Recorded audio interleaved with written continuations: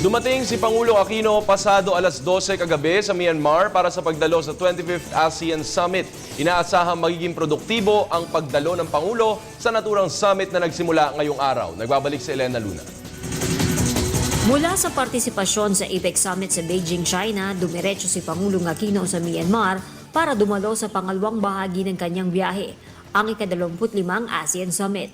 Mahigit 5 oras nagbiyahe ang Pangulo at dumating sa Naypyidaw International Airport 11:07 ng gabi oras sa Myanmar o 12:37 ng madaling araw oras sa Pilipinas.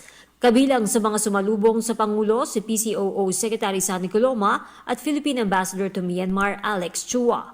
Sa 2 araw na summit, makakasama ni Pangulong Aquino ang mga kapwa leader sa ASEAN at mga pinuno ng bansang dialogue partner ng rehiyon. Matapos dumalo sa opening ceremony ngayong araw, dadalo ang Pangulo sa paglulunsad ng ASEAN Institute of Green Economy. Magiging abala rin ng Pangulo sa plenary session ng summit at mga sesyon kasama ang dialogue partner na India, United Nations at Australia.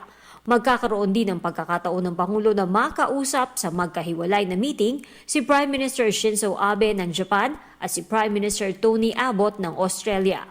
Kinagabihan, dadalo naman ang Pangulo sa gala dinner na handog ng Presidente ng Myanmar sa mga bisitang leader. Mula sa Naypyidaw, Myanmar, Elena Luna para sa Telebisyon ng Bayan.